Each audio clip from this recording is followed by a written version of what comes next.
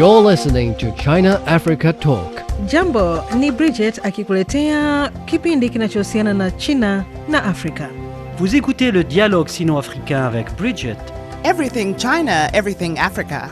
Olá, você está ouvindo China Africa Talk com Bridget. سيداتي وسادتي مرحبا بكم في الحوار الصيني العربي مع بريدجيت. The 15th conference of the contracting parties to the Ramsar Convention, or COP15, is taking place from July the 23rd to the 31st in Victoria Falls, Zimbabwe. Under the theme, Protecting Wetlands for Our Common Future, the conference brings together representatives from 172 contracting parties to strengthen cooperation in wetland conservation and restoration. The Ramsar Convention, named after the Iranian city where it was adopted in 1971, is the world's only international treaty focused specifically on the conservation and wise use of wetlands. Wetlands, however, are disappearing at an alarming rate, 3 times faster than forests globally. This trend has raised concern in many parts of the world, including Africa, where wetland degradation is on the rise. At the same time, China has made notable progress, recording a net increase in wetland area over the past decade, thanks to sustained investments in ecological restoration and legislation. China hosted COP14 of the Ramsar Convention in Wuhan in 2022, which resulted in the Wuhan Declaration, a landmark document calling for integrated wetland protection strategies and greater international cooperation. COP15 in Zimbabwe is expected to build on that foundation. What the whole delegation is doing is to help the global community reach consensuses for wetland conservation and restoration and to strengthen Wuhan Declaration. For Zimbabwe, this conference comes at a pivotal moment. This is a very exciting opportunity for Zimbabwe, given that in Zimbabwe we are actually in a challenge in terms of fresh water.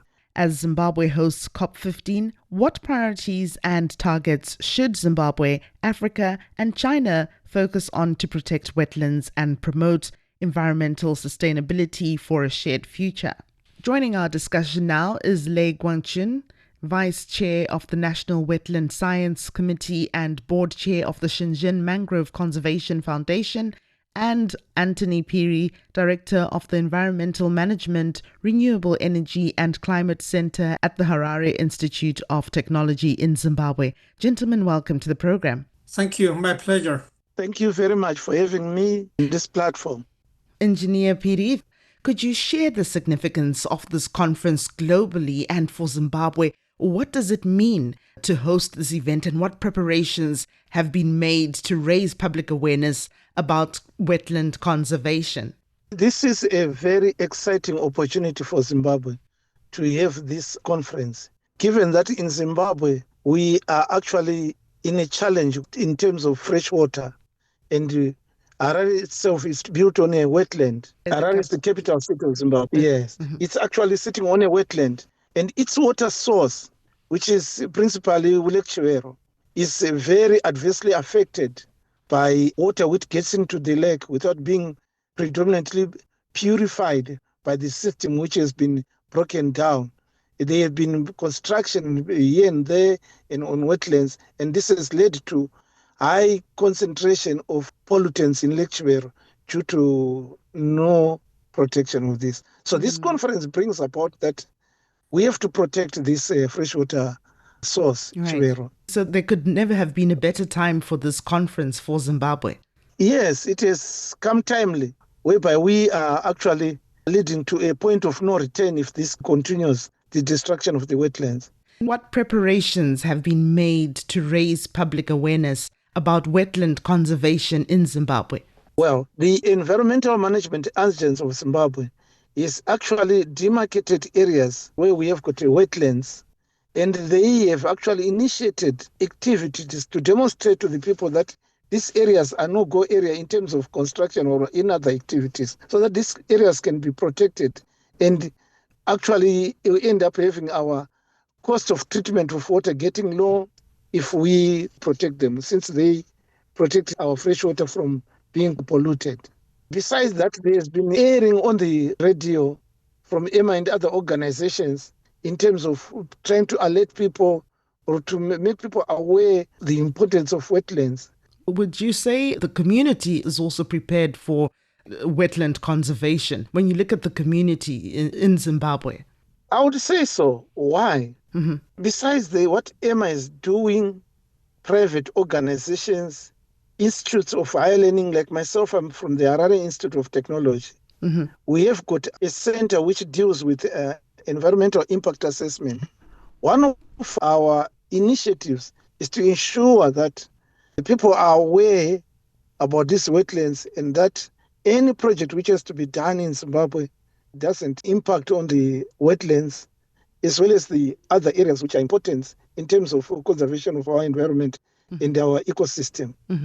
Professor Lake, the previous COP14 hosted by China in 2022 resulted in the adoption of the Wuhan Declaration. What do you see as the key legacies of that meeting, and how has it shaped wetland protection efforts over the past few years? Yes, the Wuhan Declaration is a very important document.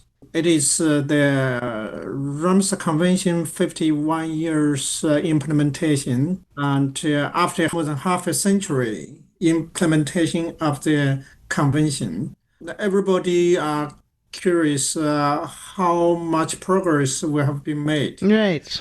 Now, what's the situation of our wetlands? The key legacies of the COP14 are the recognition of the failure in implementation of the convention. This is really because of the wetland conservation are associated with many aspects in the social and economic development.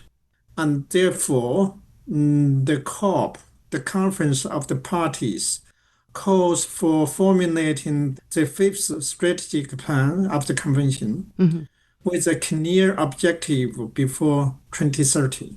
Most importantly, it calls for the whole society to raise awareness among wetlands and people and socio-economic development. It's need mainstreaming of wetland conservation and management in sustainable development agenda. On the other technical aspect, we need more strategic conservation measures, including sustainable finance, full partnership, legislation, capacity building, etc. So over the past 3 years, the Ramsar Convention as well as the wetland value has been on high agenda on global scale. It has been really mobilizing or interacted into the global sustainable development, in particularly the Kunming-Montreal Global Biodiversity Framework. So that's something really exciting. Engineer Phiri, Zimbabwe is home to several wetlands of international importance, many designated by Ramsar sites. Do you think current environmental policies are strong enough to protect these fragile ecosystems, and how can Zimbabwe ensure the recovery and proper remediation of wetlands facing human and climate-related threats? I'm sure this conference, due to it being held in Zimbabwe, it will easily showcase everyone in Zimbabwe about the importance of these wetlands. We are aware that practically the biodiversity is actually promoted by these wetlands, and the connection between the biodiversity and the climate change is very high. The loss of habitat and animals is associated with the rising temperatures, less water, rainfall erratic, and so forth. The environment is very directly linked to the climate. So the climate change is principally caused by the anthropogenic activities, which are the activities being done by people on the planet. And effectively, actually, most of the activities which we do on the land are the ones which create those challenges due to generation of greenhouse gases. Now, the end of it is that if the climate changes and temperatures rising, erratic rainfall, they will end up with a loss, which means the animals as well as the plants, they may become extinct. Some of them, they become less in numbers, and even the survival of the people in the country becomes very adverse. So this conference being held in Zimbabwe can effectively spread the word of the potential dire straits which we may face in the future if the continuation of decimation of wetlands happens. Okay, but how can Zimbabwe ensure recovery and proper remediation of wetlands facing human and climate related threats? How can Zimbabwe sort this problem out? As I had earlier on put across, Zimbabwe have got the Environmental Management Agency, which is practically a regulatory agent in terms of development. They make sure that an environmental impact assessment is done before any development is embarked upon. And that is regulatory perspective, EMA Chapter 27 of 2003. It reflects that any project which has got an impact on the environment is to undergo an environmental impact assessment. That means there should be appropriate mitigation measures to ensure that there is no impact on the environment. And the environment is directly linked to the climate change. Any emissions which comes out from any development, they are associated with greenhouse gases, and that's what should be stopped. And EMA takes the initiative. From the Harare Institute of Technology, we have taken an initiative of establishing a consultant center which deals with environmental impact assessment. Professor Lay, globally, wetlands are disappearing 3 times faster than forests. Yet in China, we've seen a steady increase in wetland areas in recent years. Now, what policies and actions have actually contributed to this progress, and what lessons or experiences could China share with other countries, especially in Africa, to support wetland conservation? I also understand that you are also attending the convention. What would you like to share in terms of experiences from China to support wetland conservation? Yes, I think this is a very important question. I think the effective conservation and restoration of wetlands in China has been benefited from the national ecological civilization strategies, especially in the following few aspects. First is the mainstreaming of wetland conservation and restoration into national strategies and the national development plans. A series of national wetland conservation and restoration program has been implemented through national and local government funding, NGOs, as well as corporate funding, which means we have much source of funding generated for wetland conservation and restoration. On the other hand, there is a significant enhanced public awareness of wetland conservation, which has been a very powerful mechanism in wetland conservation. Any wetland destruction or destroy or degradation of wetlands has been always been able to be brought into the public for examination. So this makes our wetland conservation and restoration was used in a very transparent. And all the public or civil society have a right to examine what's the reason why wetland disappearing or degradation. Another very important reason is the promulgation of national law on wetland protection. Okay. This is one of the most important progress in China. All the wetland has a legal status under full protection. And meanwhile, the national implementation has put in place a very comprehensive monitoring, evaluation, inspection, as well as auditing measures, which are the basis for the leadership accountability. So all the leaders, when they leave their position, they have the auditing obligation on how There's a strong follow-up. situation are under your leadership. That's very important.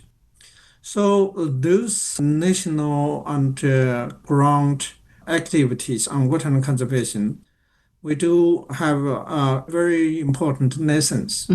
First, conservation of wetlands are much effective and much cheaper than restoration of wetland. Yeah. Lessons from both practice in China as well as from research globally indicate that cost of restoration may be as high as 1,000 times expenses compared to conservation effort. This is extremely valuable lesson for African countries, since many wetlands in Africa are still in good condition. So it's the right time for African countries to take more effort for conservation of their wetlands.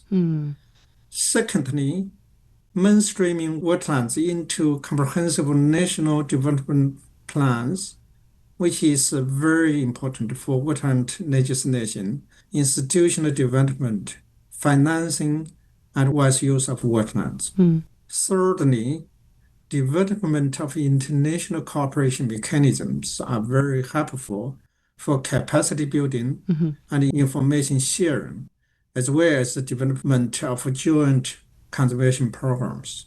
Engineer Phiri, as Zimbabwe hosts COP15, what priorities and targets should Zimbabwe, Africa, and partners like China focus on to protect wetlands and promote environmental sustainability for a shared future? We have got a far-reaching relationship with China, and China has often provided technology to Zimbabwe. There's been a technology transfer, and I'm sure in the future, any technologies which China would like to provide to Zimbabwe or think about, this should ensure that for us, Zimbabwe as a recipient, we should be focused on how we would receive that technology and how does that technology protect our environment. And actually the training from China to ensure that we are ready to use any technology compliant to our local standards of protecting our environment. I think that relationship with those technologies in mind can keep the country safe and can actually catapult higher the relation between Africa and China. Ever wondered what's actually going on in Africa through the perspective of an African? How are things really going between China and Africa? What's the narrative of this relationship? Well, get a perspective with China-Africa Talk. Hear from African diplomats, entrepreneurs, academics, Chinese natives, and more. Get on our wavelength every week to find out what's real with China-Africa Talk. Find us on your favorite podcast. We'll see you there.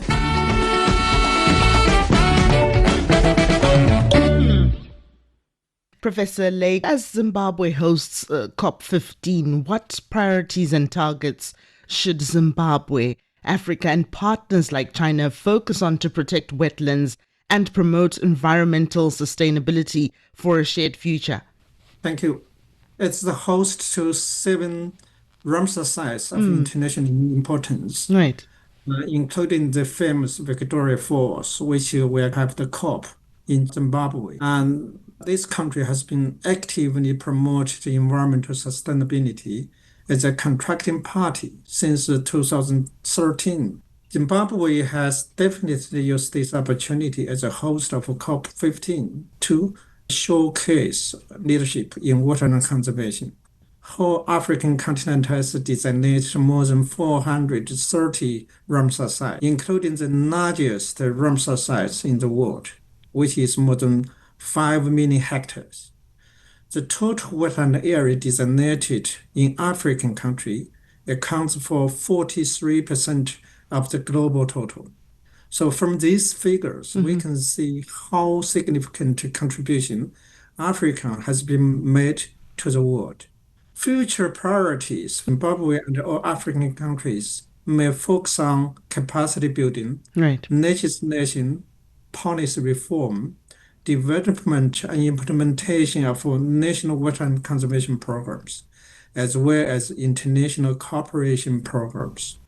Could you give us examples of how Zimbabwe has engaged local communities in wetland protection ahead of COP15? And are there any specific education or conservation programs that are underway? From community perspective, there have been awareness programs on alerting the people about the conference and how it links to the various projects they are doing.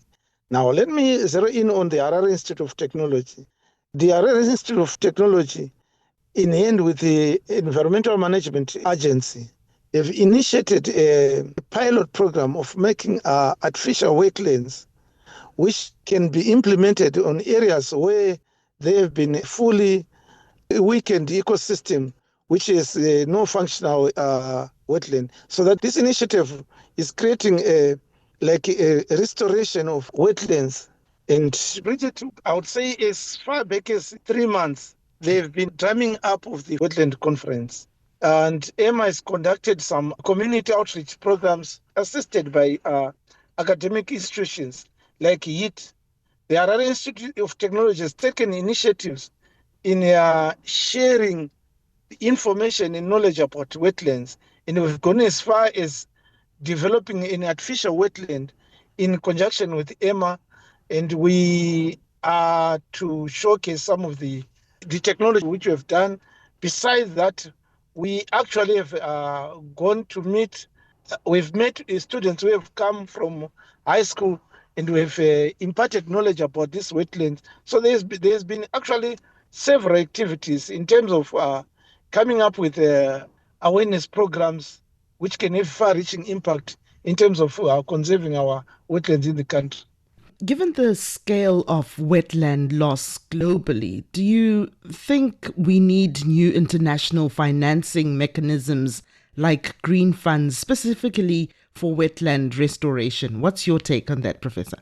Yeah, I think wetland conservation fully related to our common future. It is a green infrastructure globally. And I think within the economic development pressure, as well as with the increase of populations worldwide, wetlands are under enormous pressure. To conserve and restore wetland need lots of money. In many of the developing countries, this is their much needed resources. I think with a new international finance mechanism like green funds are especially welcome by the developing countries. In the past few years, China has developed an international mangrove conservation center. This center really are also working closely with African countries. This center actually are also one of the key mechanisms to actually generate green funds. Right. In particular, blue carbon funds, as well as other types of conservation fund to help African countries to develop mangrove conservation programs. I think Global Biodiversity Conservation Framework also designated some fund for the wetland conservation, as well as the global environment facilities. These are the existing ones, but we need more. These current ones are not enough. Professor Lei Guangchun, I know you're part of the Chinese delegation attending the COP summit in Zimbabwe. What's on the agenda for the Chinese delegation and your expectations? So China delegation will be fully participating in all discussions in the Ramsar COP, as well as to host a number of side events, including wetland conservation, restoration, conservation of the migratory habitat, as well as the sustainable development of the communities under this initiative. I think what the whole delegation is doing is to play a very constructive way to help the global community reach consensus for wetland conservation and restoration. Right. And further to strengthen Wuhan Declaration to increase the global awareness on wetland conservation and to help people value wetlands as their future. I think this is the key messages we are going to bring to the COP.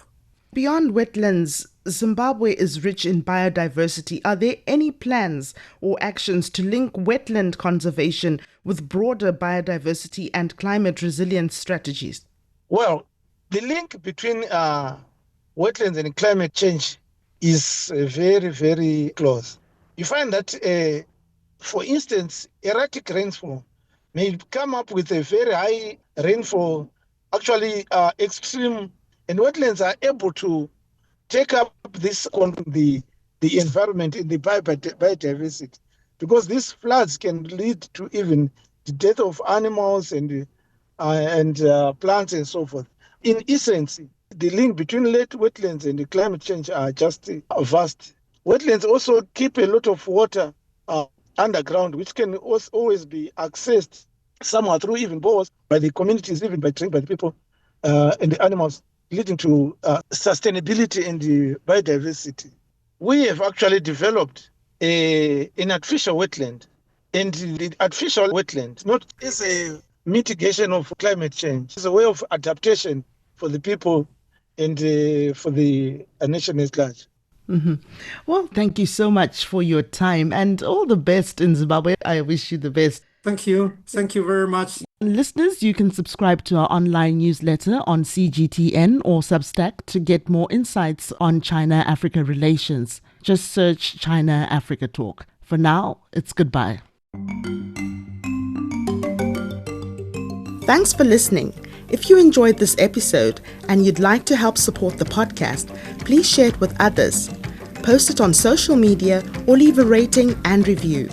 Thanks again. See you next time.